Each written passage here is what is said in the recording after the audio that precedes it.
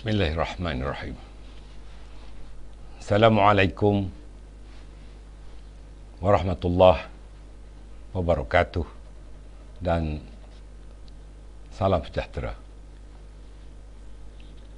Majlis Kerja Tertinggi UMNO yang bermusyarat pada hari Rabu 7 Julai 2021 bersamaan 27 Zulkaidah 1442 Hijri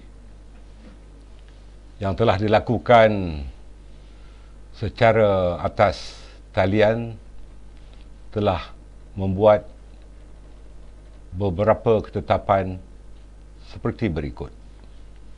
1. Mengabsahkan keputusan penangguhan pemilihan UMNO selama 18 bulan selaras dengan Fasal 10.16 Perlembagaan UMNO. Kedua, mengambil maklum keputusan Biro Politik UMNO melalui kenyataan Presiden untuk memberikan tempoh 14 hari bagi kerajaan menghormati titah ke bawah duli Yang Maha Mulia Sri Paduka Baginda Yang di-Pertuan Agong dan raja-raja pemerintah agar memanggil sidang parlimen secepat mungkin. Hasil tekanan UMNO, maka akhirnya kerajaan akur untuk menasihati Yang di-Pertuan Agong supaya mesyuarat khas penggal ketiga Parlimen ke-14 bakal diadakan selama 5 hari bermula 26 Julai 2021. Ketiga, mesyuarat juga telah memperhalusi dan mempertimbangkan beberapa garis panduan utama yang ditetapkan oleh Majlis Kerja Tertinggi pada 11 Mac 2020 tatkala UMNO memberikan sokongan kepada Yang Amat Berhormat Tan Sri Muhyiddin Yassin selaku Perdana Menteri. Dua panduan utama adalah seperti berikut. 1. Kerajaan harus memastikan aspirasi rakyat benar-benar direalisasikan. 2. Kerajaan harus segera menangani kelembapan ekonomi dan melakarkan pelan tindakan berkesan menangani pandemik COVID-19. 4. Walau bagaimanapun setelah diperhalusi segala panduan utama yang digariskan oleh UMNO sebagai syarat meneruskan sokongan terhadap kerajaan pimpinan Perdana Menteri Yang Amat Berhormat Tan Sri Muhyiddin Yassin adalah gagal. Gagal dipenuhi dan dilaksanakan dengan memuaskan. Ternyata kerajaan gagal dalam memenuhi segala aspirasi rakyat di dalam beberapa perkara yang utama seperti berikut. 1. Kegagalan kerajaan menangani pandemik COVID-19 secara berkesan sehingga mencetuskan keresahan dan kemurungan yang amat serius kepada rakyat. Ini termasuklah polisi-polisi yang tidak konsisten, pelaksanaan PKP yang separa masak dan berubah-ubah hingga rakyat dikurung secara sia-sia selama hampir 6 bulan tanpa pembelaan yang sewajarnya.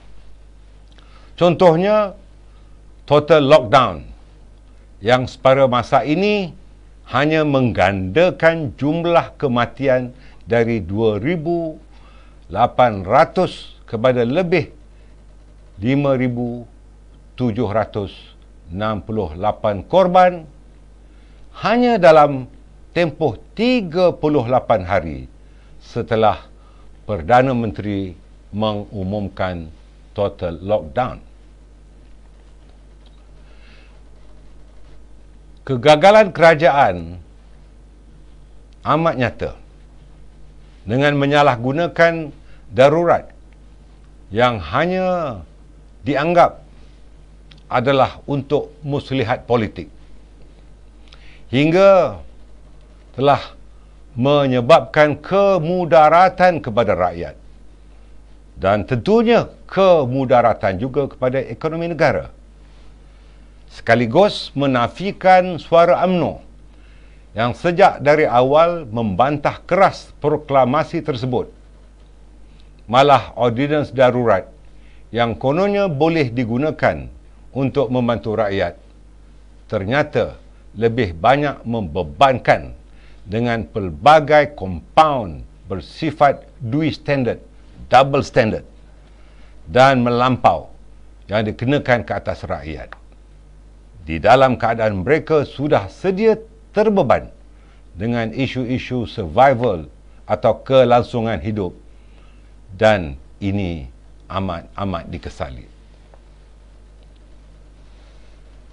Kegagalan kerajaan untuk mempertahankan sistem demokrasi berparlimen hingga memandulkan segala amalan demokrasi bagi semak dan imbang, check and balance, yang menjamin hak dan suara rakyat agar terbela, terutamanya dalam memantau segala inisiatif kerajaan dalam menangani pandemik, termasuk aspek perbelanjaan, perolehan dan segala usaha vaksinasi. Kegagalan kerajaan menguruskan bantuan dan tuntutan rakyat secara berkesan untuk semua peringkat dan kategori.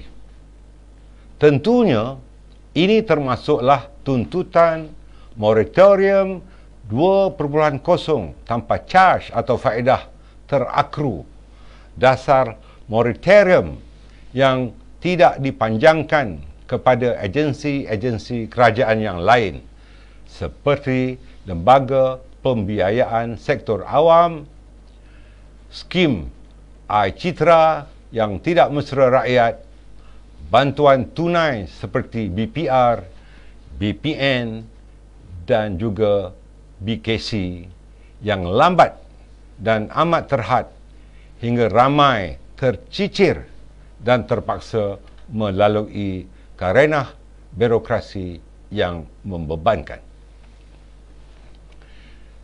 Kegagalan kerajaan juga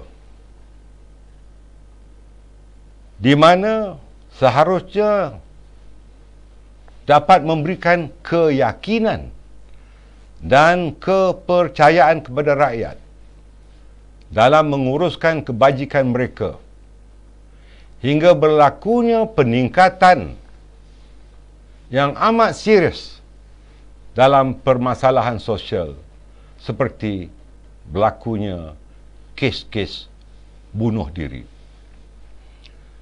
Saya ingin menyatakan bahawa kes bunuh diri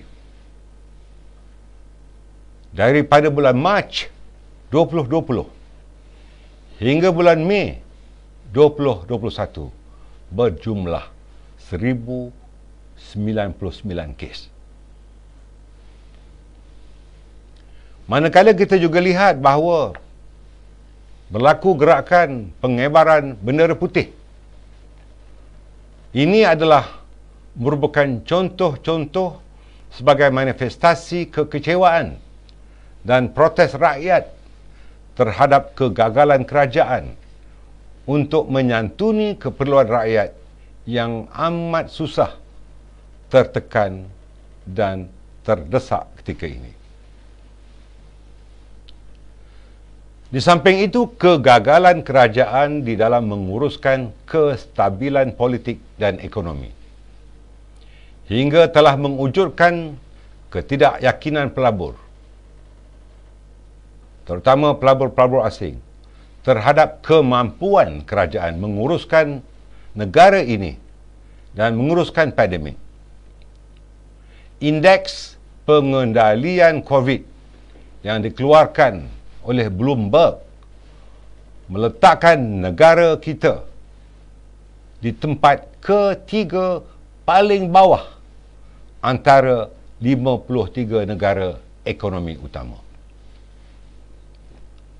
Begitu juga kegagalan kerajaan yang jelas memperkotak-katikkan titah Sri Paduka Baginda yang di-Pertuan Agong dan raja-raja pemerintah, hingga terpaksa berulang kali mengeluarkan kenyataan media dan titah menghadap supaya Parlimen dibenarkan bersidang dan membahaskan ordinans darurat dan pelan pemulihan negara. Selaku parti yang menjadi benteng utama membela institusi Raja-Raja Melayu, sebagaimana yang termaktub dalam Fasal 3 Perlembagaan UMNO. Sesungguhnya, UMNO tidak boleh berkompromi dengan sikap kerajaan ini terhadap institusi raja-raja. Berpandukan 7 perkara di atas yang telah saya nyatakan, bahawa kerajaan pimpinan Perdana Menteri Yang Amat Berhormat Tan Sri Muhyiddin Yassin telah gagal. Gagal dalam memenuhi segala garis panduan yang telah dikemukakan oleh Majlis Kerja Tertinggi pada 11 Mac 2020, iaitu 11 hari selepas beliau mengangkat sumpah. Dan 7 perkara itu adalah sebagai prasyarat atau syarat-syarat untuk UMNO meneruskan sokongan. Bagi memenuhi mandat sebulat suara para perwakilan di Perhimpunan Agung UMNO 2020 dan berpandukan kepada 7 kegagalan kerajaan memenuhi aspirasi rakyat yang digariskan tadi, maka Tempoh memberikan sokongan kepada Tan Sri Muhyiddin Yassin selaku Perdana Menteri ditarik balik dan ditamatkan serta-merta. Justru UMNO mendesak agar Tan Sri Muhyiddin dapat berundur secara terhormat bagi membolehkan seorang Perdana Menteri baharu dilantik untuk satu tempoh yang terhad. Tempoh Perdana Menteri yang baru akan hanya memfokuskan usaha membantu kebajikan rakyat sepanjang pandemik, menangani COVID-19 dengan pendekatan inklusif dan memastikan proses vaksinasi dan imunisasi dapat disegerakan. Setelah berjaya mencapai tahap imunisasi berkelompok, Perdana Menteri baru mesti segera menasihati Yang di-Pertuan Agong bagi menyerahkan kembali mandat kepada rakyat untuk diadakan pilihan raya umum yang ke-15. Ini penting bagi membolehkan sebuah kerajaan yang benar-benar stabil dan memperolehi mandat majoriti rakyat diwujudkan sebagaimana yang terhasrat dalam titah Yang di-Pertuan Agong sebagaimana yang dinyatakan. Mesyuarat MKT pada malam ini juga mempertegaskan pendirian sebagaimana yang telah diputuskan di Perhimpunan Agung UMNO 2020 untuk tidak sesekali menyokong sebarang usaha mencalonkan Datuk Seri Anwar Ibrahim sebagai Perdana Menteri ataupun kerajaan yang ditunjangi oleh DAP-PH atau DAP-PH-led government.